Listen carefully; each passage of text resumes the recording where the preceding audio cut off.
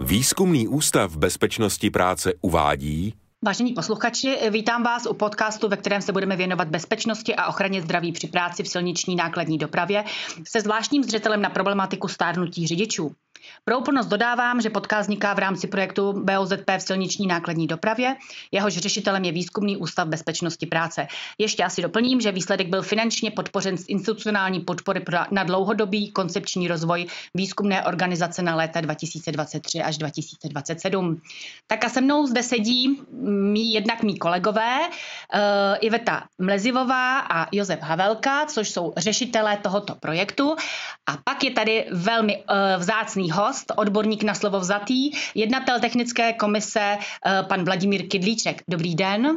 Dobrý den, já jenom připomenu, že jsem jednatelem technické komise Sdružení Česmad a děkuji, že mohu být účasten tohoto podcastu. Tak a pustíme se asi rovnou do toho. Tak nejprve bych poprosila, než teda dáme slovo našemu vzácnému hostu, tak bych poprosila své kolegy, jestli by představili projekt jako takový. To znamená, co je jeho cílem, jaké budou výstupy, co se očekává od tohoto a proč možná byl vůbec koncipován, proč byl vypsán. Tak já bych to vzal odzadu. Proč vlastně tento projekt je realizován. Zadavatelem toho projektu je zřizovatel našeho ústavu, to znamená Ministerstvo práce a sociálních věcí. Je to dvouletý projekt, který má za cíl v podstatě reagovat na ty demografické změny, které nastávají nejenom ve společnosti jako takové, ale i na pracovním trhu. V tomto případě, co se týká teda profese řidičů silniční nákladní dopravy. Cílem toho projektu je taktéž poskytnout zaměstnavatelům nějaké vodítka k tomu, jak na tyto změny demografické reagovat. Takže plánovaným hlavním výsledkem tohoto projektu je metodický materiál, který by těm zaměstnavatelům této profesní skupiny dal do ruky návod, jak se zachovávat ve vztahu k jednotlivým problémům, které v té souvislosti mohou vyvstat. Vedle toho metodického materiálu tak vzniknou i osvětové materiály pro veřejnost, bude se jednat o podcasty, radiospoty a videospoty. Tolik teda v kostce všechno. Stárnutí pracovní síly je obecným problémem. Navíc je ještě dost podtržen tím, že asi zřejmě bude růst i hranice odchodu věku do důchodu. Takže je to opravdu aktuální téma. Nicméně proč právě v silniční dopravě? Máme nějaká data, která by právě říkala, proč se musíme prioritně věnovat silniční dopravě, to znamená těm profesionálním řidičům? Tak otázka na mě, děkuju. My jsme se v rámci projektu věnovali statistikám, které jsou zaměřené na pracovní úrazovost, abychom i tam mohli konstatovat, že je tam vidět, není tam vidět nějaký posun ve věkové hranici. A byla zpracována data o pracovní úrazovosti, která vybrala profese, byli to řidiči vlastně speciálních vozidel, nákladních automobilů, tahačů a koukneme-li se na časovou řadu od roku 2014 do 2023, což jsou poslední dostupná data, tam opravdu za tu dobu vidíme posun jak průměrného věku, tak i mediánu. Tam je obojí zajímavé, protože ať vidíme to rozložení, nicméně velmi podobné. Takže tam ten věk od 43 v tom roce 2014 se posunul na věk 46-48, takže jsou to ti, kteří mají zaznamenaný ten pracovní úraz, pracovní neschopností na 3 dny. Vycházíme tady ze statistik Inspekce práce, což je jednotná metodika ESAF a určitě by stálo za to uvažovat do budoucna je to teď moderní, taková ta datová úložiště, kde bude možnost vlastně propojovat ty jednotlivé zdroje, protože díky kvalitě dat a jejich sdílení a propojení můžeme navrhovat nějaká opatření, zabývat se tím, že budeme moct přesně definovat ty skupiny. Tady asi by pak byl prostor pro to zabývat se celkovou pracovní neschopností, pro co byla daná pracovní neschopnost. Neschopenka má i kolonku pracovní úraz, takže tam určitě do budoucna jsme pro, aby ta data s možností sofistikovaných statistických metod se promítla a využila a byla poskytnutá třeba i pro praxi, protože tím můžeme opravdu cílit na potřebné skupiny. Jinak, co se týká ještě nějakých detailů o těch pracovních úrazech, tak jak naše statistiky, tak zahraniční statistiky potvrzují i vlastně určité typy zranění. Jsou to v největších procentech jsou to horní končetiny, ramena, paže, pak vlastně následují kolena, záda. To souhlasí jak zahraniční statistiky, tak naše a typy poranění, klasicky zlomeniny, pohmožděniny. Tam je třeba pak uvažovat i v souvislosti s tou stárnoucí pracovní sílou, že ty zdravotní problémy u té věkové skupiny blížící se k věku odchodu do důchodu, tak vlastně musíme i tam počítat s kardiovaskulárními onemocněními, která se objevují. Diabetes, pohybový aparát, protože ta zranění pak znamenají delší pracovní neschopnost, delší dobu léčby. Ale o tom určitě ještě budeme pak mluvit z té praxe. Já se jenom zeptám, tato data se vztahují teda k silniční dopravě, myslím tím profesionálním řidičům, nebo jsou to obecně data jako pracovní síly na trhu práce? Tato data byla vybrána opravdu jenom pro speciálně řidiče těch vozidel, nákladních automobilů. To jsme vybírali. Že se vztahují přímo k nim. Tak možná teď už otázka na našeho vzácného hosta, odborníka na danou problematiku. Co říká na ta zjištění, kterých dosáhli mí kolegové? Děkuji za ta výchozí čísla, já je můžu potvrdit z praxe. Jednak je tady situace na trhu práce v silniční dopravě, kdy bohužel je významný nedostatek řidičů. To znamená, ta profese sama o sobě má deficit pracovní síly. A druhá skutečnost je, a to s tím souvisí, že profesionálních řidičů ubývá a tím logicky se zvyšuje ten průměrný věk. A to s sebou nese více rizik, kromě i těch jmenovaných, i to, že ta silniční doprava dneska obecně je velice stresující. To znamená, to působení v tom provozu je samo o sobě velmi náročné. A opět samozřejmě s tím vyšším věkem, byť s více zkušenostmi, je to pro ty řidiče stresující. A to je samozřejmě další faktor, který potom má vliv na ty další činnosti. Obdobně v dnešní době, byť máme nová vozidla se spoustou nových technologií a asistenčních systémů, tak na toho řidiče jsou kladeny velké, řekl bych, legislativní nároky. Z hlediska zajišťování nákladů, z hlediska těch takzvaných sociálních předpisů, to znamená dodržování bezpečnostních přestávek, používání tachografu, což je velmi dneska už sofistikované zařízení. A to je další faktor, který působí určité tlaky na ty řidiče. A potom samozřejmě v té praktické činnosti, to znamená nějaká nakládka, vykládka, řešení nějakých, řekněme, komplikací, tak samozřejmě velmi snadno se řidič dostane do situace, kdy ji třeba podcení, anebo ty okolnosti jsou takové, že tu situaci těžko zvládá a lehce dojde k nějakému pracovnímu úrazu. Nehledě k tomu jenom připomenu, že současné kamiony nebo tedy ty soupravy tahačů s návěsem nebo tandemové soupravy mají výšku 4 metry. To znamená samozřejmě v mnoha případech i ten nástup do kabiny, nějaká manipulace s nákladem, zajištění toho nákladu vyžaduje od toho řidiče určitou fyzickou námahu nebo úkony, jaksi fyzicky náročnější, a v tom vyšším věku samozřejmě opět to riziko pracovního úrazu významně velké. A k tomu můžu zmínit, že samozřejmě nemáme jenom standardní přepravní jednotky, to znamená nějaké plachtové návěsy, ale jsou tady různé cisternové nástavby, jsou tady například přepravníky vozidel, známá i přeprava dřeva a podobně, kdy při té manipulaci s tím nákladem nebo s těmi přepravovanými vozidly je tam opět mnoho rizik, kterým je ten řidič vystaven. Tak nedostatek pracovní síly je obecným trendem. Máte pocit tedy, že do silniční dopravy není ze strany nových mladých lidí vůbec zájem vstupovat? Je tam několik důvodů, proč ti řidiči nepřibývají.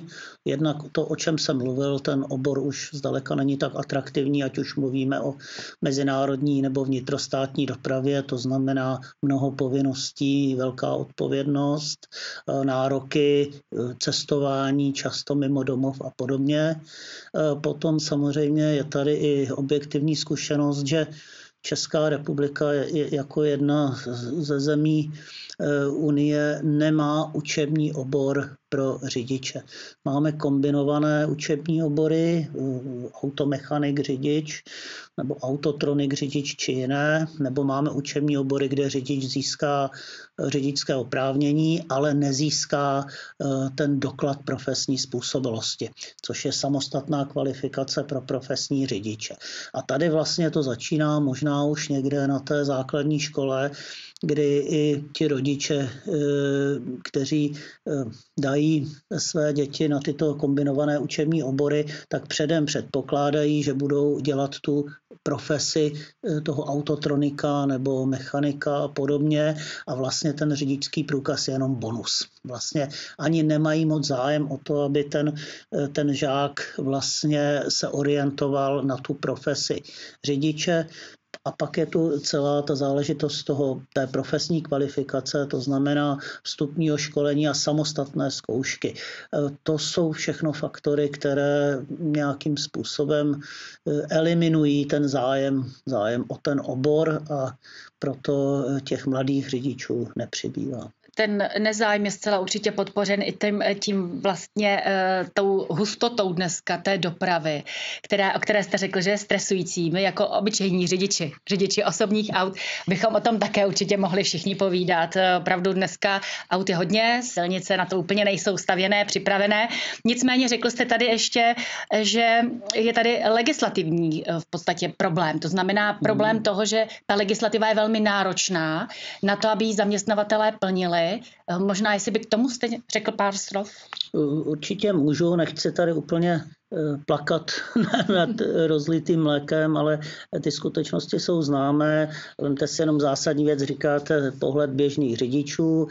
Legislativa říká, že v určité době silniční nákladní doprava nesmí jezdit, v neděli, ve svátek, je to častá diskuze. Proti tomu ovšem má ten řidič právě ty limity doby odpočinku a bezpečnostních přestávek, což není jednoduché sladit, protože proti tomu je zase požadavek toho zákazníka, aby přeprava byla pokud možno včas na místě. Dneska vlastně kamiony plní úlohu skladu na silnici, takže tady je několik tlaků, do kterých se dostává jak ten dopravce, ten provozovatel toho vozidla, tak ten jeho řidič, ale i třeba dispečer, disponent a podobně. A tohle je takový mix prostě komplikací, které vytvářejí vlastně tu situaci, která potom vede ať už k dopravním nehodám a samozřejmě s tím spojeným úrazům, nebo i v lepším případě nějakým zdravotním komplikacím, teda bez nějaké škody. Asi jste se dotkl už teda i toho tlaku, který vyvíjí trh práce, čili to byl další váš takový ten bod, který jste zmínil, že ovlivňuje. Nicméně je tady ještě jeden velmi podstatný, který jste řekl teda naposledy, ale který je podle mě z pohledu právě té sociodemografické změny, toho stárnutí, velmi důležitý, rozhodný, alespoň teda obecně na trhu. Předpokládám, že u těch řidičů je to samé, a to je ta fyzická náročnost povolání. Kdyby možná teda, tady jsme se teďka trošku více pokusili rozebrat ten problém té fyzické náročnosti, vůbec té potřeby, té fyzické zdatnosti v případě silniční dopravy. Já s dovolením jenom vysvětlím zase takové legislativní východisko, to znamená, ta komerční silniční nákladní doprava probíhá v rámci nějakých legislativních pravidel, které zároveň stanoví určitou odpovědnost, například i za tu nakládku, vykládku a bezpečnost toho zboží a podobně. To znamená, ta doprava je vlastně provozována na základě takzvané přepravní smlouvy a ta přepravní dopravní smlouva definuje právě povinnosti pro tu nakládku, vykládku a zajištění toho nákladu. A ten zákazník samozřejmě má tendenci přenést tyto povinnosti na toho dodavatele, to znamená na toho dopravce a potažmo na toho řidiče. Co tím chci říct jednoduše je, že v mnoha případech, zejména na té vnitrostátní dopravě, řidič má povinnost provádět tu nakládku. To znamená, pokud se nejedná o nějaké speciální případy, což jsou třeba potraviny, nebo ten zákazník skutečně má nastavený nějaký logistický proces, kdy ten řidič opravdu jenom zkontroluje to zboží a odjíždí, tak v mnoha případech ten řidič pracuje s nějakou manipulační technikou, musí mít zase nějakou kvalifikaci pro tu manipulační techniku, ať už mechanickou nebo motorovou, a to jsou další rizika, protože on v podstatě pracuje, potom tedy by měl mít nějakou předepsanou bezpečnostní přestávku a tady opravdu zase z hlediska té časové kapacity se využívá každá minuta a potom vyjíždí na tu silnici. To znamená, zdaleka neplatí to, že by řidič přijel, někdo mu to zboží naložil, on si mezi tím odpočinul a odpočatý a jaksi s dobrou náladou vyrazil na dálnici D1. To tady bohužel zdaleka neplatí. No a pak je tu teda další okolnost, že v mnoha případech to jsou speciální záležitosti. Zmínil jsem různé nástavby, to znamená, může to být speciální zboží, které vyžaduje skutečně zásadní zajištění toho nákladu. Dneska u přepravy, některých přeprav je třeba, řekněme, 10-15 těch zajišťovacích kurtů, které musí být správně umístěny, napnuty, ten řidič obchází to vozidlo, musí vstupovat na tu ložnou plochu a podobně, která sama o sobě zase je v nějaké výšce. No a až řekněme speciální případy, jako je třeba přeprava automobilů, kdy opět znáte to ze silnic, vlastně ta osobní auta se přepravují ve dvou rovinách, takže ta horní plošina zase v nějaké výšce 3 metry a ten řidič tam musí vstupovat, musí zajišťovat to auto a tam jsou další rizika i té technologie vlastně toho zajištění těch vozidel. A to nezmiňuju to, že dneska se třeba přepravují elektromobily, kde zase prostě je tam jiné těžiště toho nákladu podobně, takže to je samozřejmě další faktor vlastně toho možného zranění nebo rizika. Teď jste nám to tady tak hezky popsal, ale co s tím tedy? Já přiznám se, úplně nejsem odborník na silniční dopravu. Vím, že je velký rozdíl i v tom, když vidím prostě auta v rám pohybující se v rámci silniční dopravy, myslím ta nákladní, je mezi nimi velký rozdíl. Předpokládám i, že ta technika je velmi rozdílná, takže i toto určitě hraje nějakou roli. Ano, určitě. Zase si dovolím, pokud samozřejmě chápu, že posluchači třeba nejsou úplně zdatnými odborníky jako já. Trošku se dívají na tu silniční nákladní dopravu skrz prsty, ale je potřeba ji vidět v tom celém širokém spektru. A každý ten díl, každá ta část toho spektra má svoje rizika. Jo, tady jsme říkali velká auta, nějaké nástavby, proti tomu jsou třeba malá auta nebo dodávky, tam samozřejmě ta auta je tam ta hranice vozidel do 3,5 tuny, kde se to tak jako blíží řízení toho běžného osobního auta, ale zase tihle řidiči, protože nejsou limitováni právě tím zařízením na kontrolu doby řízení, těmi tachografy, tak vlastně tam jsou zase pod velkým tlakem té jednak pracovní doby nebo doby, kdy jsou za volantem a pak samozřejmě i zase tou logistikou, to znamená tím velkým počtem různých míst, nakládky nebo těch balíkových kusových zásilek a podobně.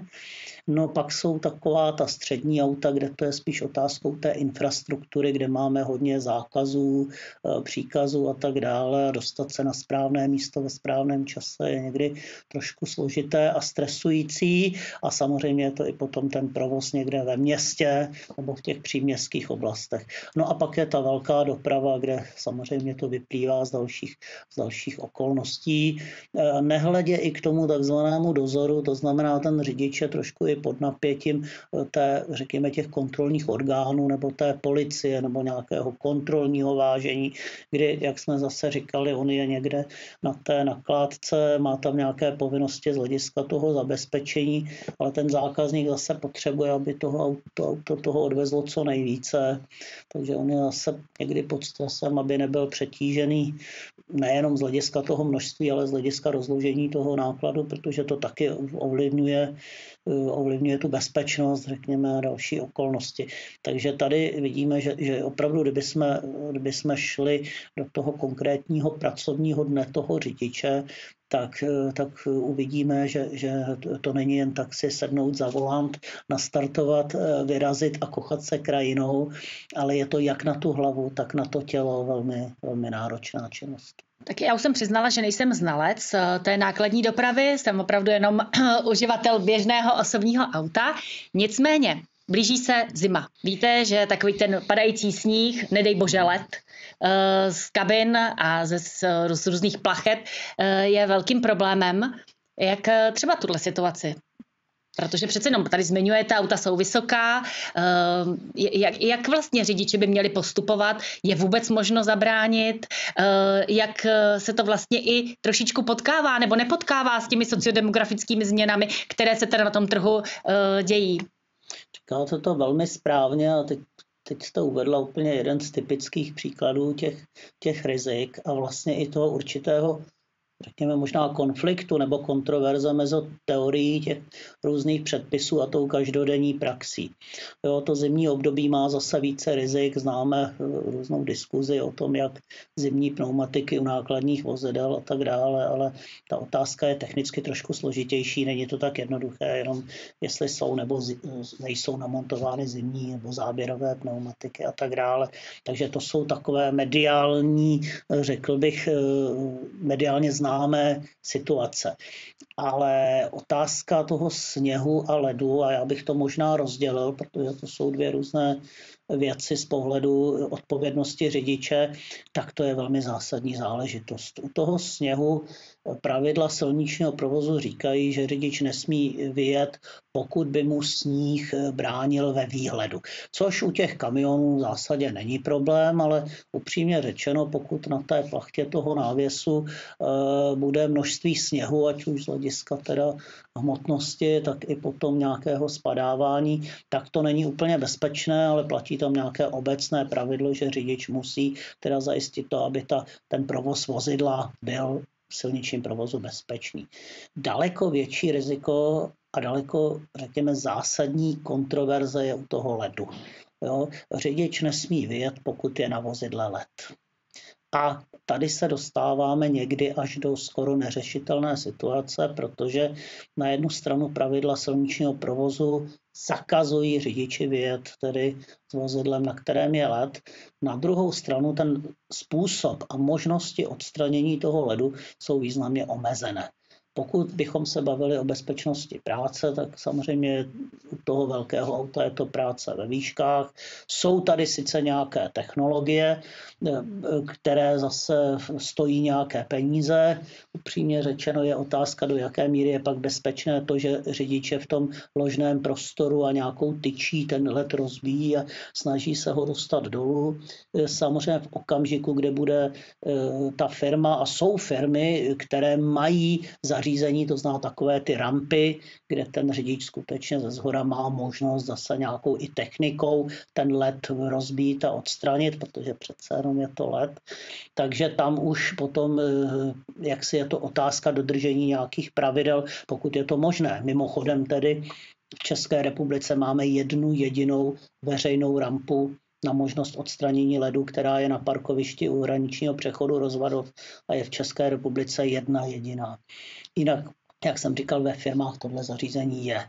Nicméně v okamžiku, kdyby ten řidič chtěl použít nějaké štafle nebo řebřík nebo jiné zařízení a vystoupit do té výšky 1,5 metru nad nad úroveň tedy země, tak se dopouští porušení vlastně nařízení pro bezpečnost práce, protože, a já to zjednoduším, práce ve výškách v případě nějakého mokrého nebo mrazivého počasí je víceméně nebezpečná nebo je tam riziko toho úrazu.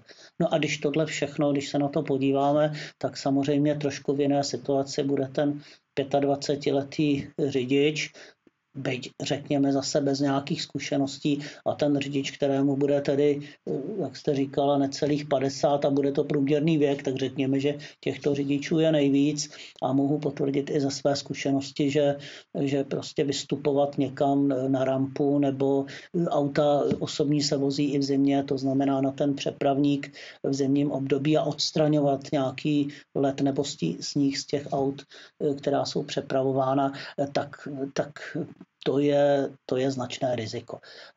Ale jsme tady zase u té otázky té přepravní smlouvy, ta zakázka to nijak nezohledňuje.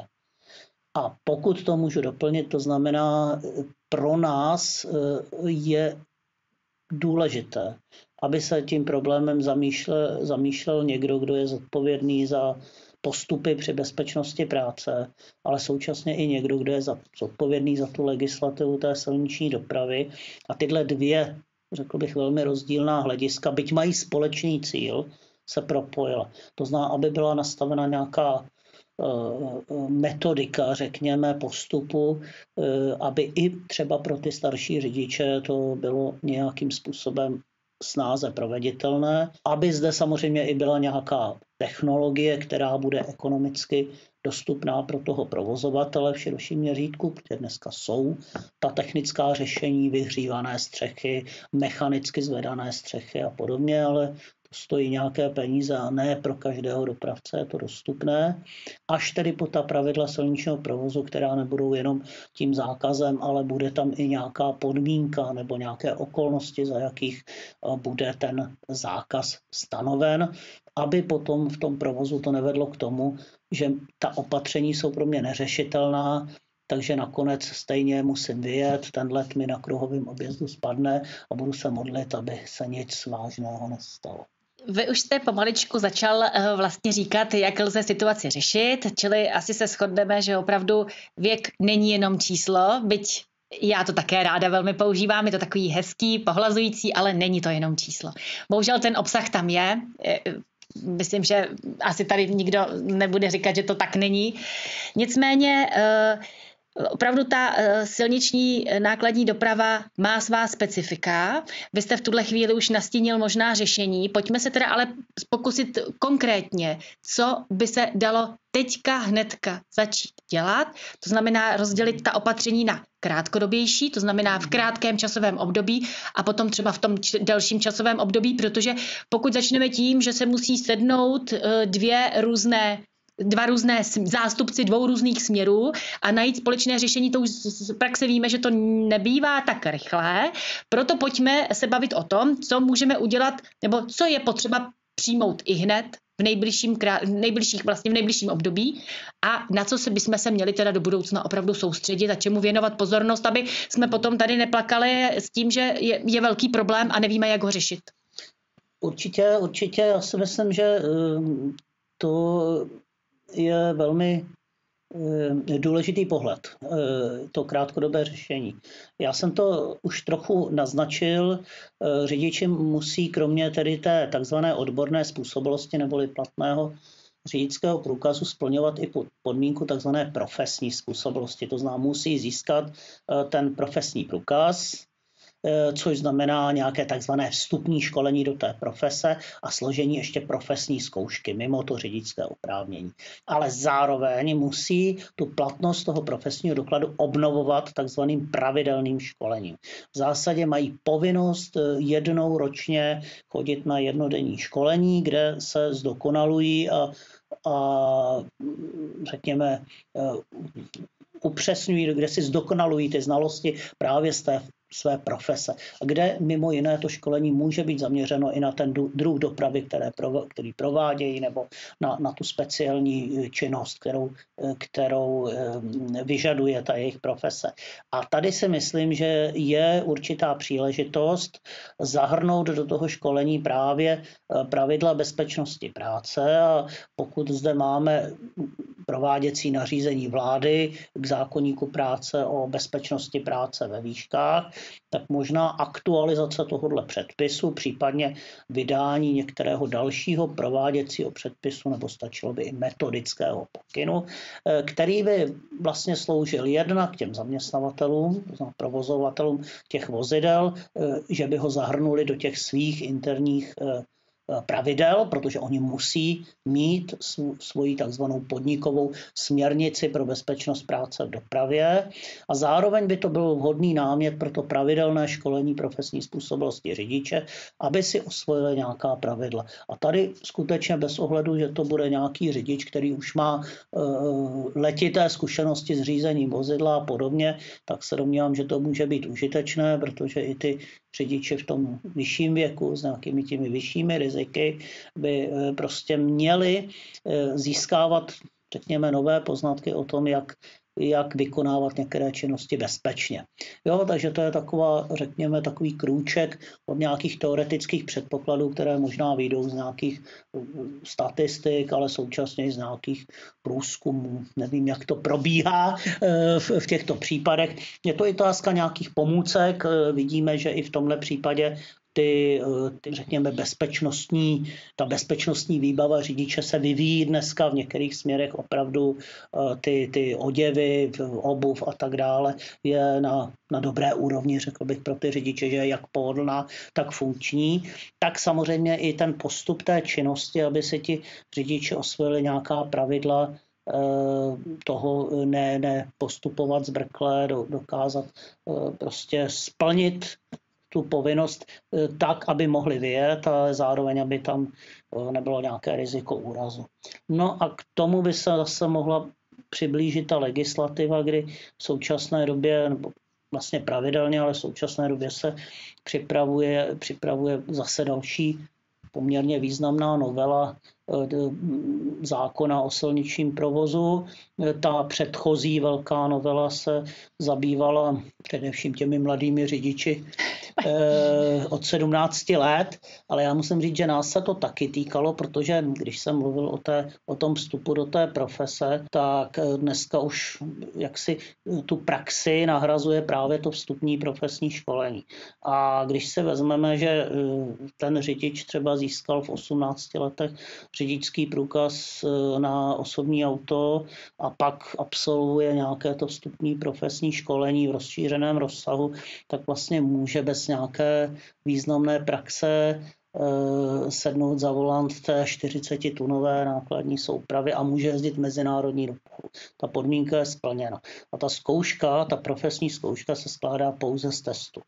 Jo, ta praktická stránka věci je předmětem jenom toho školení. Takže ti řidiči jsou relativně neskušení. Takže tady máme ty mladé řidiče takže tady jenom reaguje na to, že získal ten řidičák na osobní auto v 17, má i pro nás výhodu, protože tam může mít tu praxi, byť řídí s tím mentorem, ale má tu praxi v tom provozu, což je neocenitelné.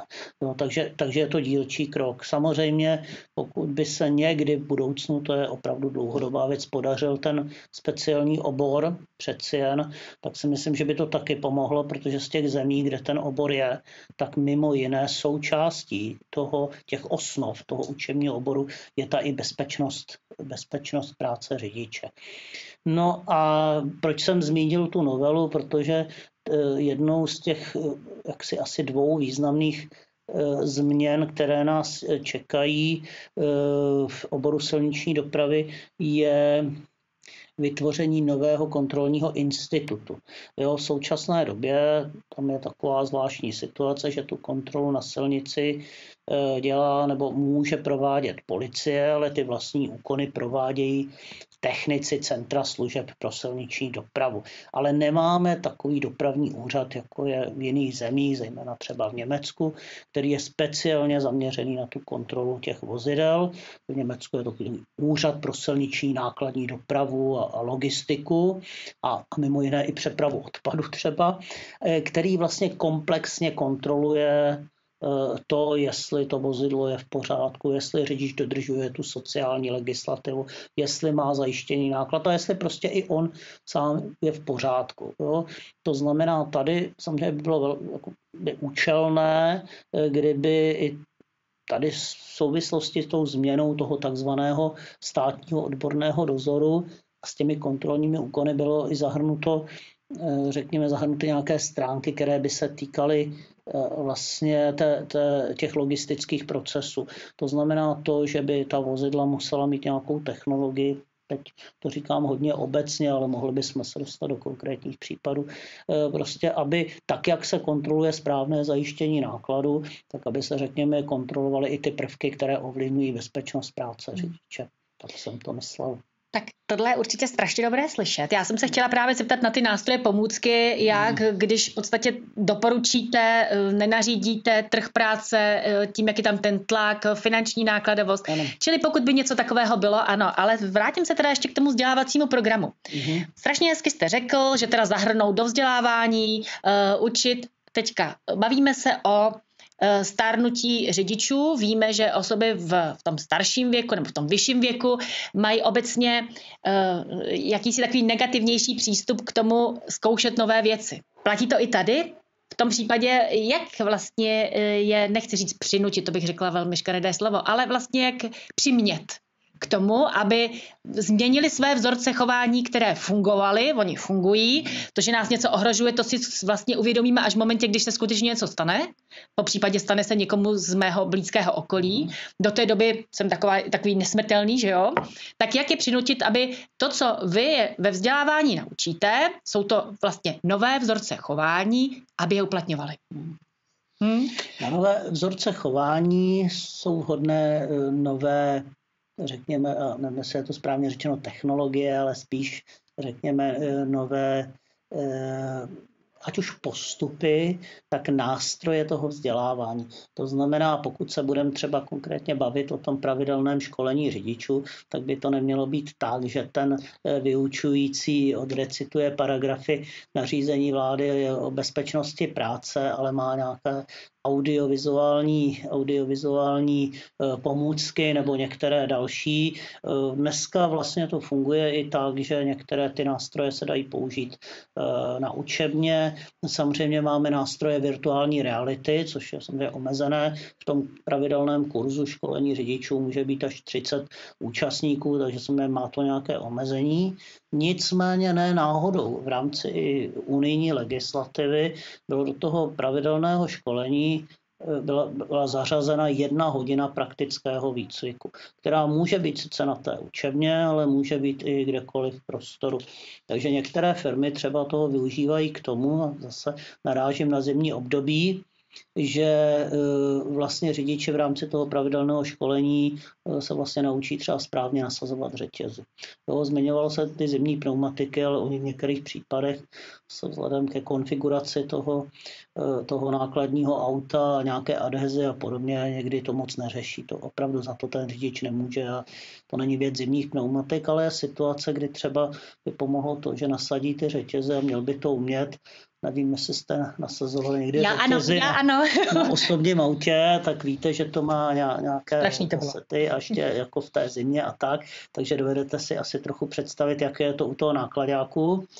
Takže samozřejmě to je věc, která potom pomůže, protože samozřejmě, když to ten řidič vidí v praxi a ukáže mu to někdo, jak asi by si mohl pomoct, aby s tím pak nezápolil, tak to pomůže věci. Obdobně určitá kombinace vlastně toho školení té profese řidiče s tou profesí toho dneska se to jmenuje operátor logistiky, to znamená používání těch různých manipulačních prostředků. Dneska to není jenom ta klasická takzvaná ještěrka, ten vysokozdvih, ale jsou to různé manipulační stroje, které se nějak pohybují, ovládají a tak dále.